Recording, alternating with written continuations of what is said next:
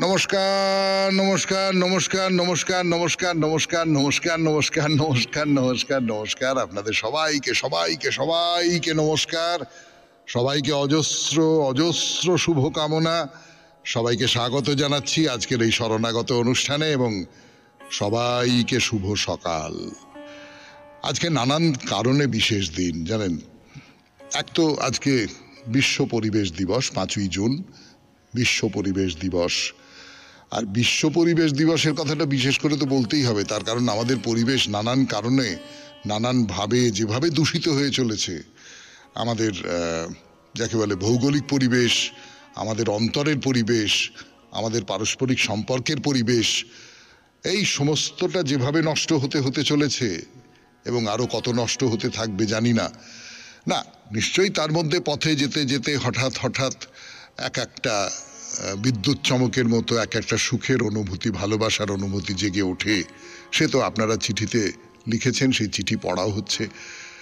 কিন্তু বিশেষ করে বিশ্ব পরিবেশ দিবস, তার একটা বড় তাৎপর্য আছে। আমি বলতে পারি যে কোথাও একটু বাড়িতে গাছ লাগালেন, কোথাও একটু মন খুব খারাপ থাকলেও মানুষের সঙ্গে ভালো ব্যবহার করলেন, মানুষকে ভালোবাসলেন, এইটুকুই যদি আমরা করতে পারি কোনোভাবে, তর্ক ঝগড়ার মধ্যে খারাপ কথা বললাম না, এইগুলো যদি করতে পারি, তাহলে অন্তত আমার মতন করে আমি বিশ্ব পরিবেশ দিবসটা পালন করতে পারি, এবং সেটা কেবলমাত্র একদিন নয়, সারা জীবনের জন্য। এমনটা কি হতে পারে না? শরণাগতর পক্ষ থেকে এই আবেদন করছি। এছাড়া আজকে শ্রী শ্রী ফলহারিণী কালিকা পূজা, আজকে সাবিত্রী সত্যবান ও ধর্মরাজ পূজা। সাবিত্রী সত্যবান ধর্মরাজের কাহিনী আপনারা সকলে জানেন, সে আর আমি নতুন করে কি বলে দেব। এবার তাহলে বেনি মাধবশীলের পঞ্জিকা অনুযায়ী আজকের দিনটার কথা বলি। আজকে 22শে জ্যৈষ্ঠ 1431, ইংরেজি 5ই জুন 2024, বুধবার, চতুর্দশী। সূর্যোদয়ের সময় ভোর 4:56, সূর্যাস্তের সময় সন্ধে 6:16। নক্ষত্র কৃত্তিকা। জন্মে বৃষ রাশি, বৈশ্যবর্ণ, মতান্তরে শূদ্রবর্ণ, রাক্ষসগণ। রাত্রি 9:07 গতে নরগণ। আমাদের হোয়াটসঅ্যাপে চিঠি পাঠাবার নাম্বার 9831922927। চিঠির গোড়ায় অতি অবশ্যই SG লিখতে হবে। এবারে বলি আজকের অনুষ্ঠান সম্পর্কে। প্রথমে পুরাণ চিরন্তনে গল্প বলছি আপনাদের। অগস্ত্য যাত্রার গল্প। অগস্ত্য যাত্রার গল্প, অগস্ত্য যাত্রা কথাটা আমাদের খুব চেনা। গল্পটা খুব আবছাভাবে অনেকের জানা থাকার কথা, কিন্তু অনেকে জানেন নাও। বিশেষ করে এখনকার ছেলে মেয়েরা কতটা কি জানে না জানে আমি খুব নিশ্চিত নই। তাদের জন্যই বলছিলাম যে নারদ মুনি এসে ওই বিন্ধ্য পর্বতকে খুব, যাকে বলে, চেতিয়ে দিয়ে গেছেন আর কি, যে হ্যাঁ তুমি কি পৃথিবীর সবচেয়ে বড়? তো বিন্দু মনে করেছে আমি পৃথিবীর সবচেয়ে বড়। না না, সূর্য যাবার সময় মেরু পর্বতকে প্রদক্ষিণ করে যান, তোমাকে তো প্রদক্ষিণ করে যান না। এইবারে বিন্দু পর্বত সূর্যের পথ আটকে দাঁড়িয়েছে। এই হলো আমাদের আগের দিনে বলা এই গল্পের, ততটুকু বলেছিলাম আমরা।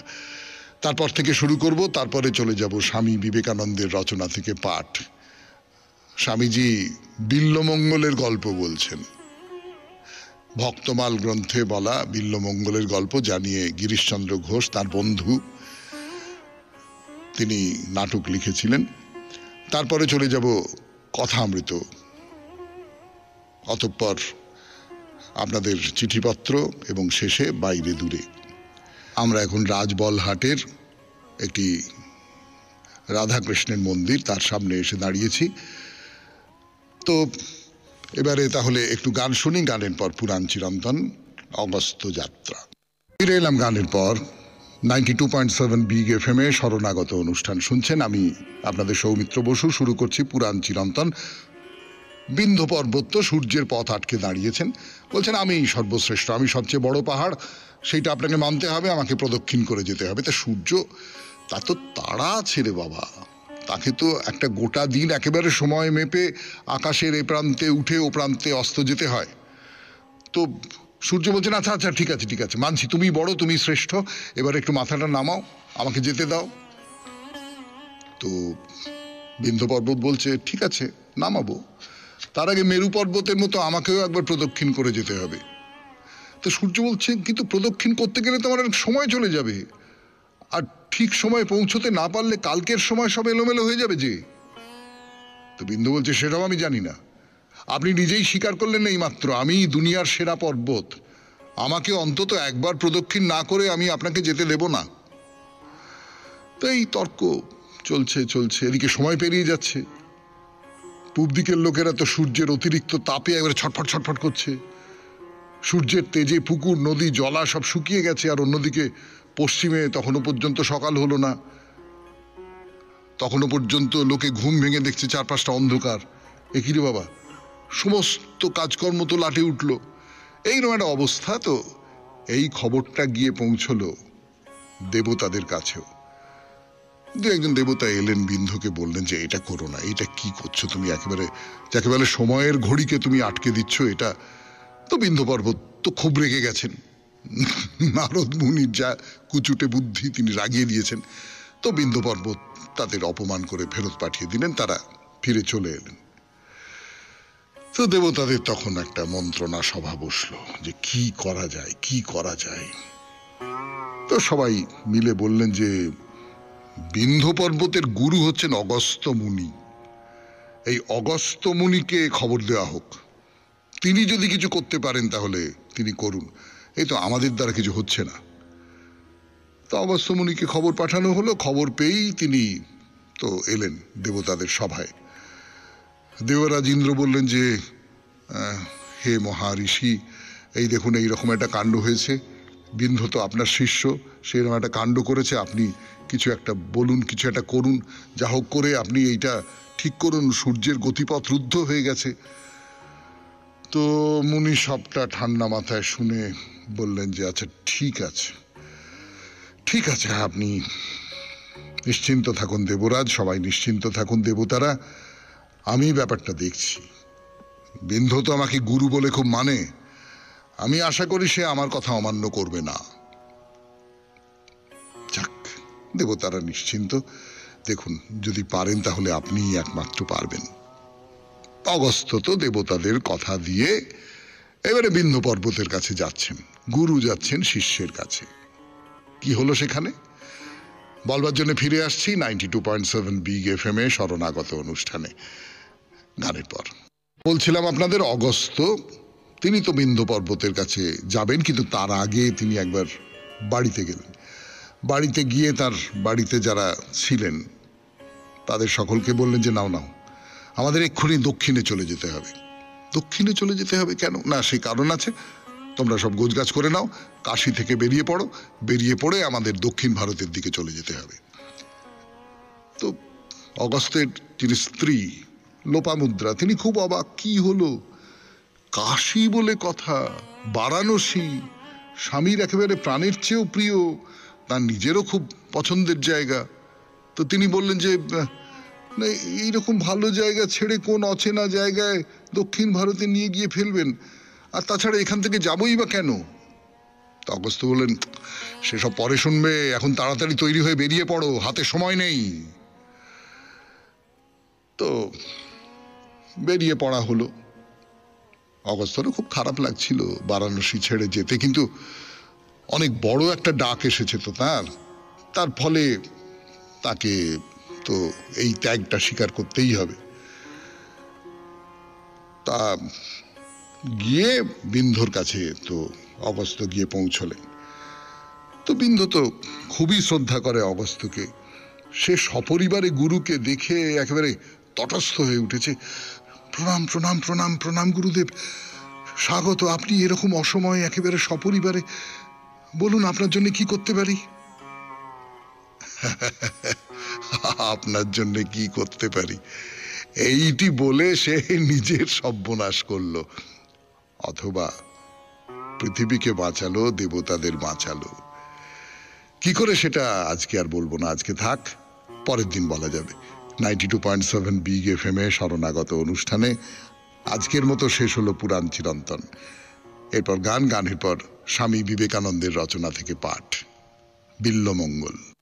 এলাম গানের পর 92.7 বিগ FM এ শরণাগত অনুষ্ঠানে স্বামী বিবেকানন্দের রচনা থেকে পাঠ, রচনা বিল্লমঙ্গল। যে রজ্জুর কথা বলা হইয়াছে উহা ছিল একটা বিষধর গোখুরা সাপ, তাহার সামান্য স্পর্শেই মৃত্যু নিশ্চিত। সাপটার মাথা ছিল একটা গর্তের মধ্যে। সাপের গর্তে প্রবেশ করার সময় যুবক দড়ি মনে করিয়া তাহার লেজটা ধরিয়াছিল। প্রেমে পাগল হইয়াই সে এই কাজ করিয়াছিল। সাপের মুখ গর্তের মধ্যে এবং দেহ বাহিরে থাকিলে যদি কেহ তাহার লেজ ধরে তবে সাপ তাহার মুখ গর্তের বাহিরে আনে না। এই জন্যই যুবক লেজ ধরিয়া প্রাচীর আরোহণ করিতে পারিয়াছিল। কিন্তু যুবক খুব জোরের সহিত লেজ টানিতে থাকায় সাপটির মৃত্যু ঘটিয়াছিল। স্ত্রীলোকটি জিজ্ঞাসা করিল, কাষ্ঠখণ্ডটি কোথা পেলে? উত্তর হইল, কেন? নদীতে ভেসে আসছিল। বস্তুত উহা ছিল একটি গলিত শব। নদী স্রোতে ভাসিয়া যাইবার সময় কাষ্ঠখণ্ড মনে করিয়া যুবক উহা ধরিয়াছিল। এখন বুঝা গেল তাহার দেহে কেন ওই দুর্গন্ধ। মেয়েটি যুবকের দিকে চাহিয়া বলিল, প্রেমে আমার কখনো বিশ্বাস ছিল না, আমরা কখনো প্রেমে বিশ্বাস করি না। কিন্তু এ যদি প্রেম না হয় তবে ভগবান রক্ষা করুন। প্রেম কি তা আমরা জানি না, কিন্তু বন্ধু, আমার মতন একজন নারীকে তুমি হৃদয় দান করলে কেন? কেন তোমার হৃদয় ভগবানকে উৎসর্গ করলে না? এরূপ করলে তুমি সিদ্ধি লাভ করবে।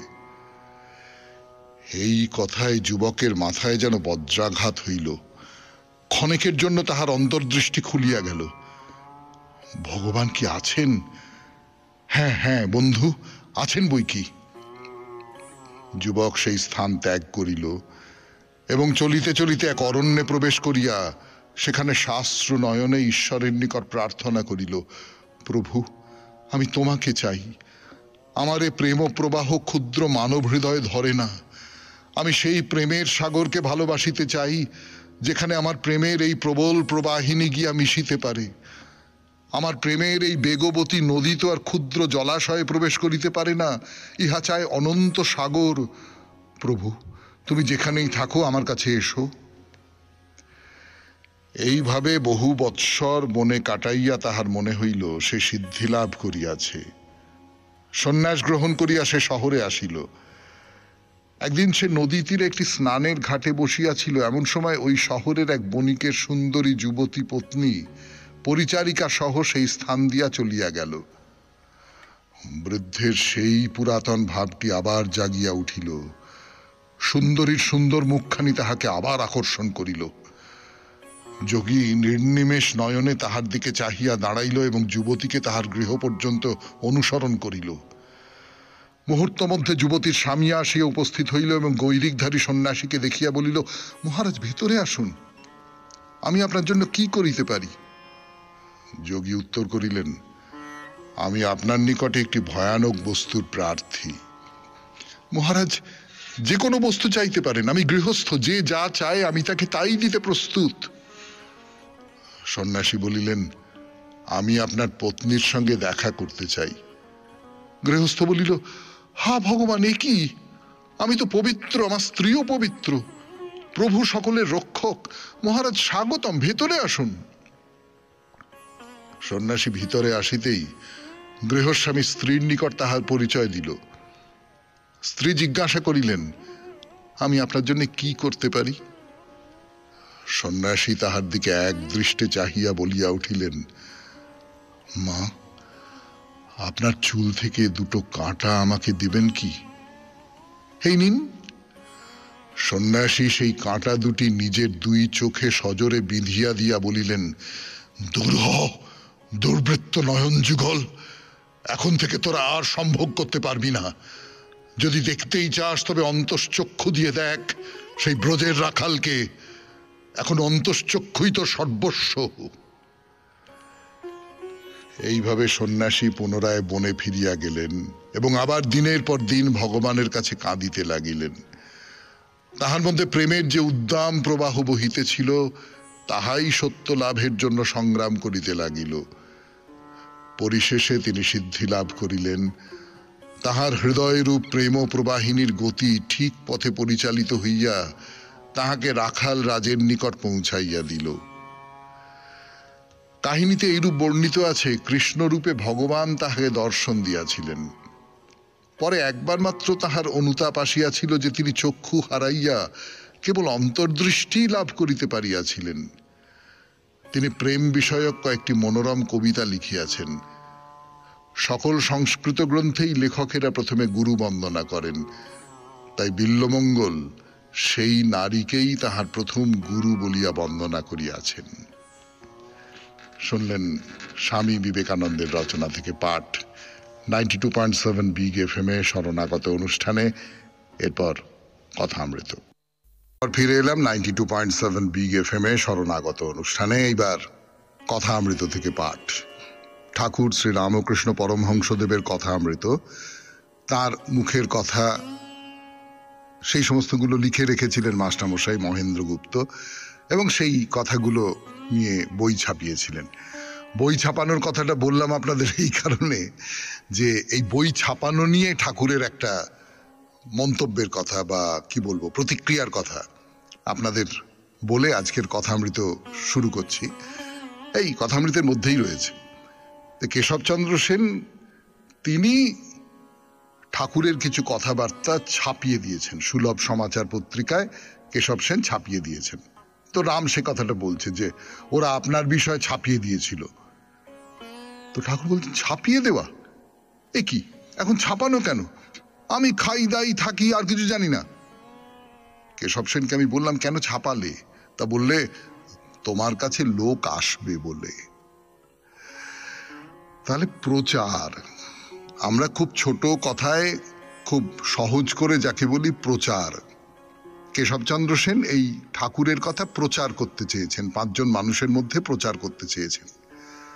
এই প্রচারের দুটো দিক আছে।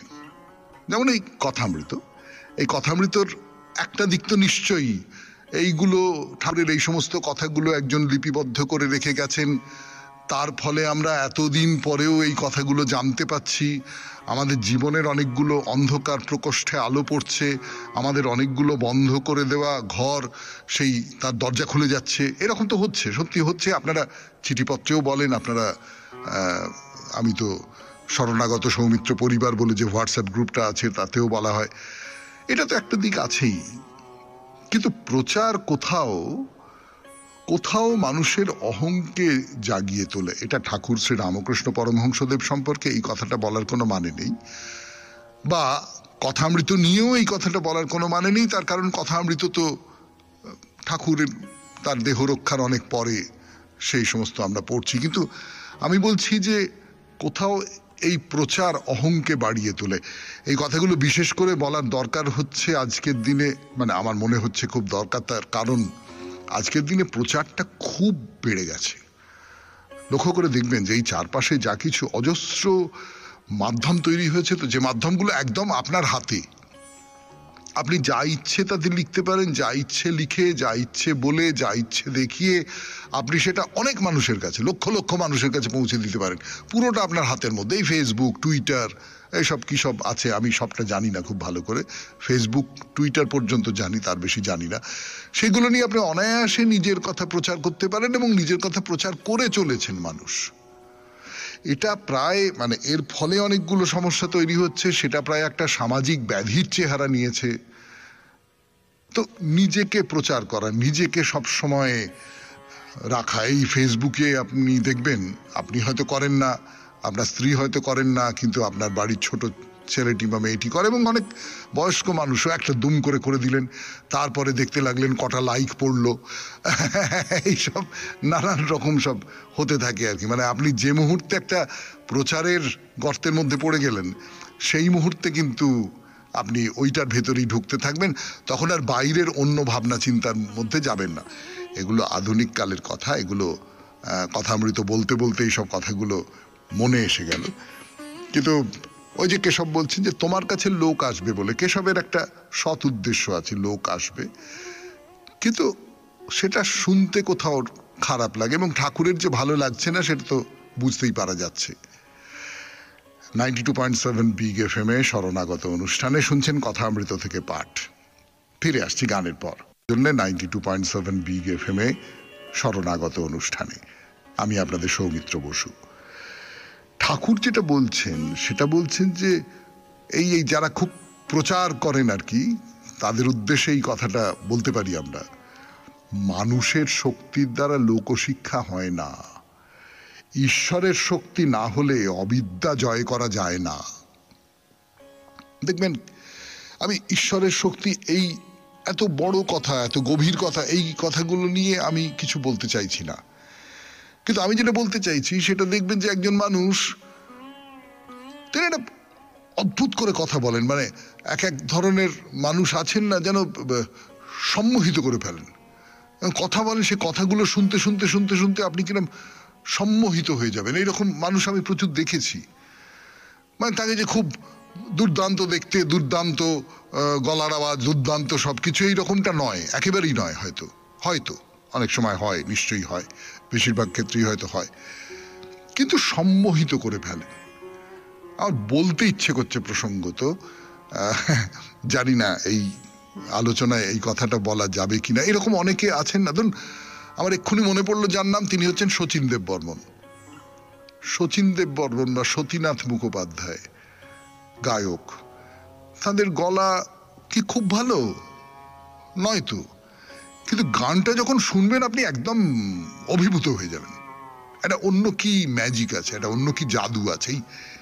এই জাদুটা যিনি উপদেশ দেন, যিনি শিক্ষা দেন মানুষকে, এই জাদুটা তার মধ্যে থাকে। এই জাদুটা শ্রীরামকৃষ্ণ পরমহংসদেবেরও ছিল, নিশ্চয়ই ছিল। এই জাদুটা কে দিয়েছেন? আপনার আমার তো নেই। তার কি করে হলো? তার কারণ ঈশ্বর তাকে এটা দিয়েছেন। ঈশ্বরের শক্তি যদি থাকে তাহলে এই অবিদ্যাকে জয় করা যায়। এই যে অবিদ্যা যা কিছু আমাদের চারপাশে ঘিরে রেখেছে, এইটাকে জয় করতে গেলে কোথাও ঈশ্বরের প্রসাদ লাগে, ঈশ্বরের কৃপা লাগে বলে গল্প বলছেন ঠাকুর। কি গল্প?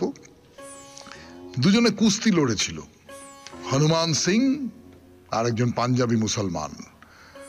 মুসলমানটি খুব হৃষ্টপুষ্ট।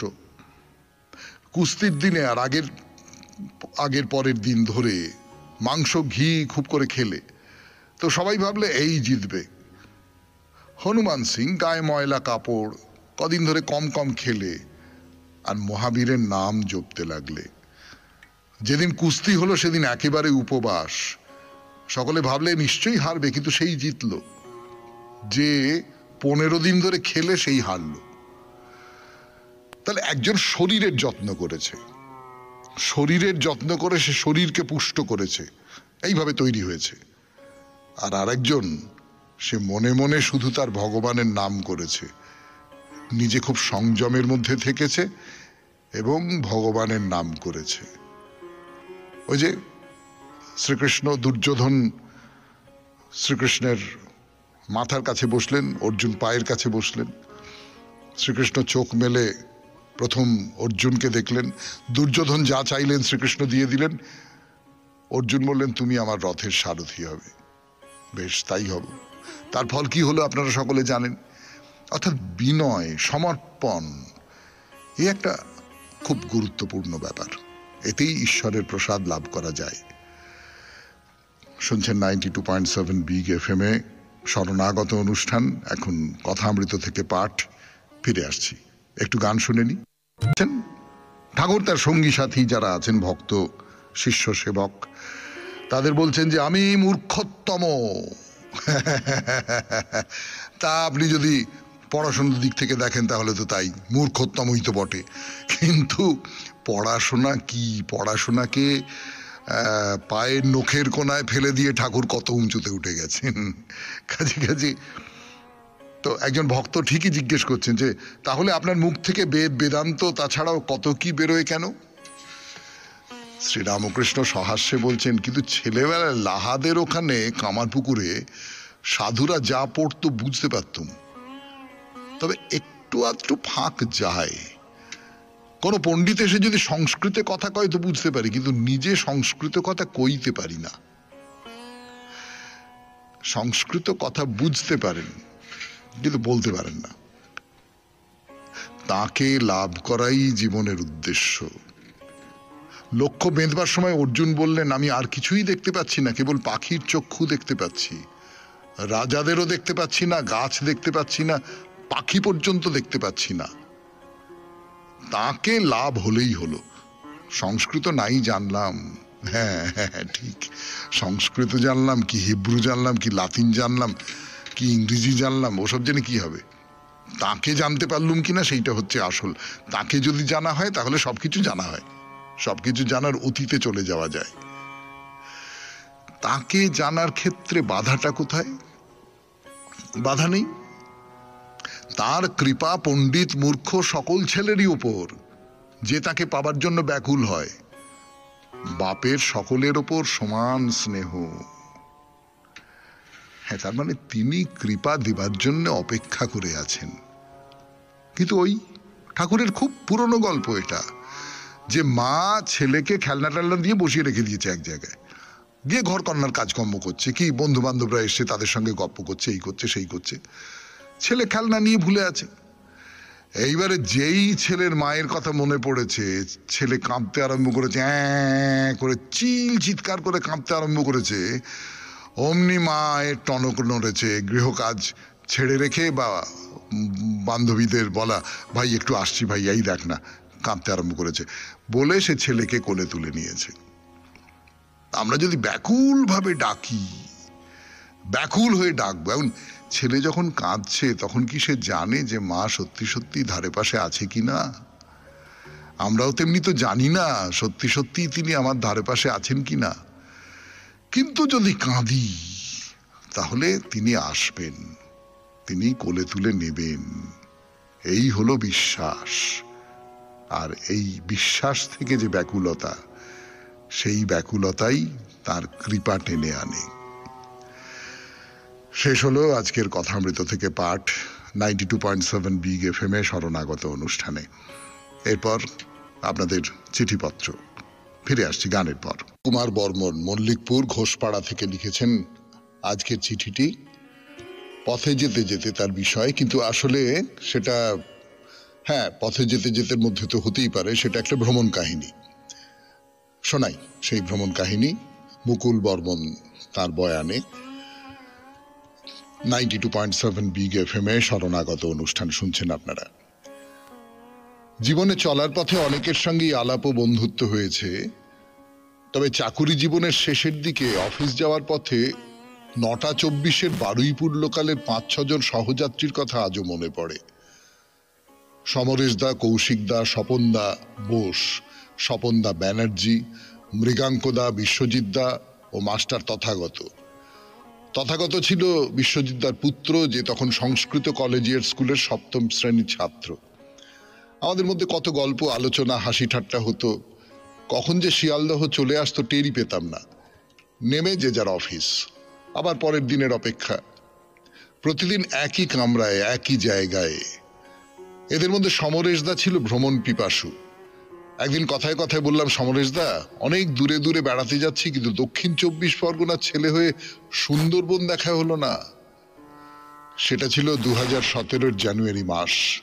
2 মাস পরেই আমার রিটায়ারমেন্ট। সমরেশ দা বলল, যাবেন? 3টে সিট আছে। আমি বললাম, 3টে সিটই তো লাগবে।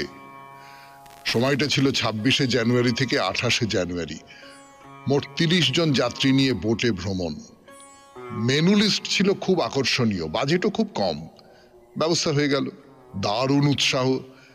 নির্দিষ্ট দিনে ভোরবেলায় বারুইপুর বাস স্ট্যান্ডে সমরেশ দা আমাদের জন্য অপেক্ষা করছিল।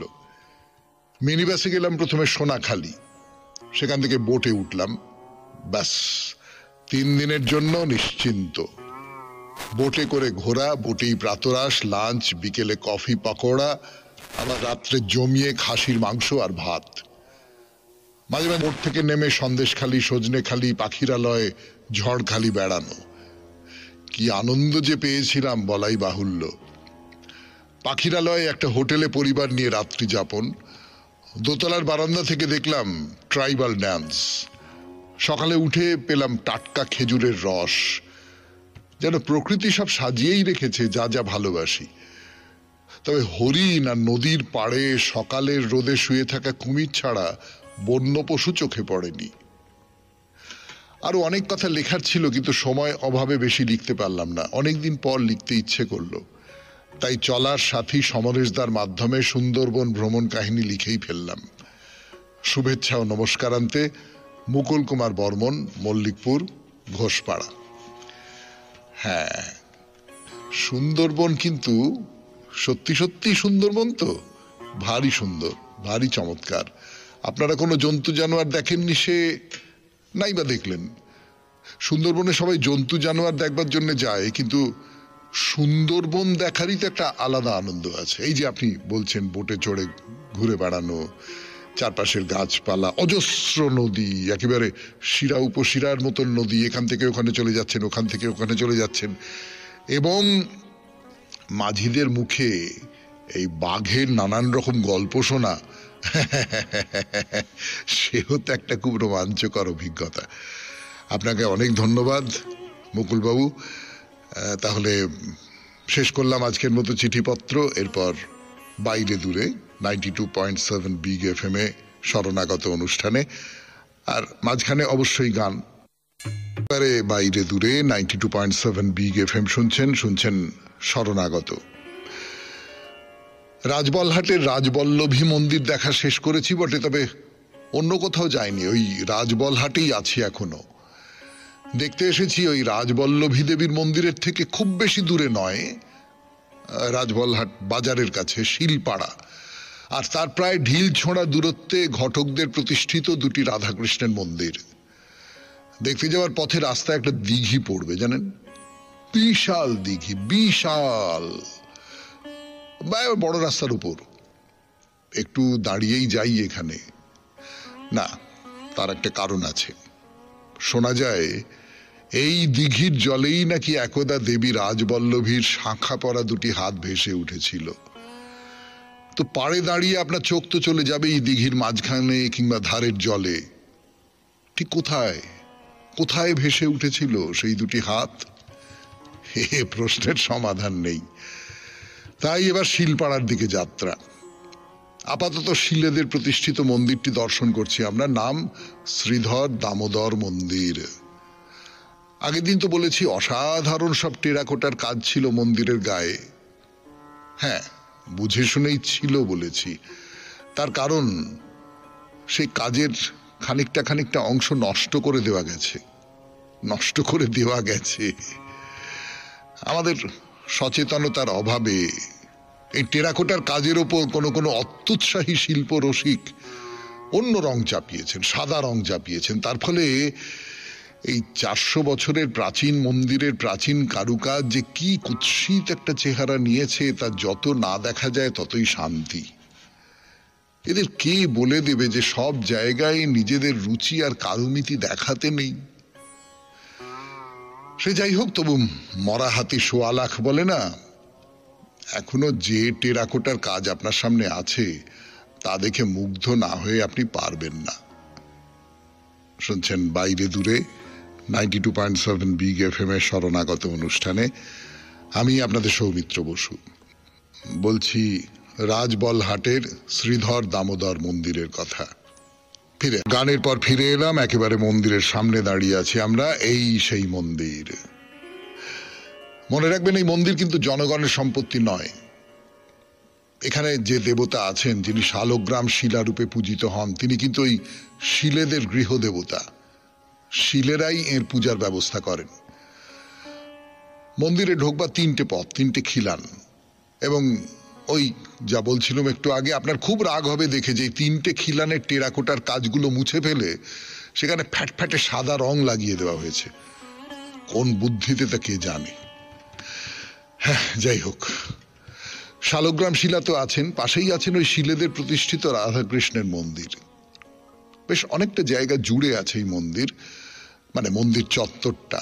মন্দিরের আকার যদিও খুব বড় নয়, বড় একটা নাট দালান আছে, দর্শনার্থীরা যাতে একটু বসে নিতে পারেন। বেশ বড় এই নাট দালান, একেবারে সাদা চুনকাম করা, পায়ের তলায় মোজাইকের মেঝে, আধুনিক কোনো বড় হল ঘরের মতো। মানে পাশের প্রাচীন দেবালয়ের সঙ্গে তার কোনো মিল পাওয়া যাবে না। নিশ্চয়ই এইসব বাড়তি ইমারত তৈরি হয়েছে অনেক পরে, মূল মন্দিরের সঙ্গে এরা ছিল না। তো সে ঘরের শেষে একটি বেদি, তার উপরে প্রতিষ্ঠিত আছেন রাধা কৃষ্ণ। রাধা এবং কৃষ্ণের আকার ছোট। সত্যি বলতে কি, রাধা কৃষ্ণের খুব বড় মাপের মূর্তি আমি দেখেছি বলে তো মনে হচ্ছে না। দেবতার বেদিটি খুব সুন্দর করে সাজানো, নীল রঙের বেদি, তাতে আলপনা দেওয়া, ওপরে রঙিন কাগজের ফুল দিয়ে সাজানো। তার মাঝখানে বিরাজ করছেন রাধা এবং কৃষ্ণ। এখানে কৃষ্ণের গায়ের রং কিন্তু সাদা, মানে ফর্সা। তার তুলনায় বরং শ্রী রাধিকার গাত্রবর্ণ একটু মলিন বলে মনে হলো। শ্রীকৃষ্ণ বাঁশি বাজাচ্ছেন আর শ্রী রাধিকা তাঁর গায়ে সামান্য হেলান দিয়ে শুনছেন। এই পর্যন্তই আজকে শরণাগত অনুষ্ঠান 92.7 বিগ এফএম এ। আমাদের হোয়াটসঅ্যাপে চিঠি পাঠাবার নাম্বার 9831922927। চিঠির গোড়ায় অতি অবশ্যই SG লিখতে হবে। আর শেষ হয়েও যেমন শেষ হয় না, তেমনি করে বাইরে দূরের পরে আরো একটা ছোট্ট অনুষ্ঠান আছে, রবীন্দ্রনাথের কবিতা পড়ে শোনাই। হে অচেনা, মোর মুষ্টি ছাড়াবি কি করে, যতক্ষণ চিনি নাই তোরে। কোন অন্ধক্ষণে বিজড়িত তন্দ্রা জাগরণে, রাত্রি যবে সবে হয় ভোর, মুখ দেখিলাম তোর। চক্ষু পরে চক্ষু রাখি শুধালেম, কোথা সঙ্গোপনে আছো আত্মবিস্মৃতির কোণে। তোর সাথে চেনা সহজে হবে না, কানে কানে মৃদুকণ্ঠে নয়। করে নেব জয় সংশয় কুণ্ঠিত তোর বাণী। দৃপ্ত বলে লবটানি, শঙ্কা হতে লজ্জা হতে দ্বিধা দ্বন্দ্ব হতে নির্দয় আলোতে। জাগিয়া উঠিবি অশ্রুধারে, মুহূর্তে চিনিবি আপনারে। ছিন্ন হবে ডোর, তোমার মুক্তিতে তবে মুক্তি হবে মোর। হে অচেনা, দিন যায় সন্ধ্যা হয়, সময় রবে না। মহা আকস্মিক বাধা বন্ধ ছিন্ন করি দিক, তোমারে চেনার অগ্নি দীপ্ত শিখা উঠুক উজ্জ্বলি। দিব তাহে জীবন অঞ্জলি। খুব ভালো থাকবেন, আনন্দে থাকবেন।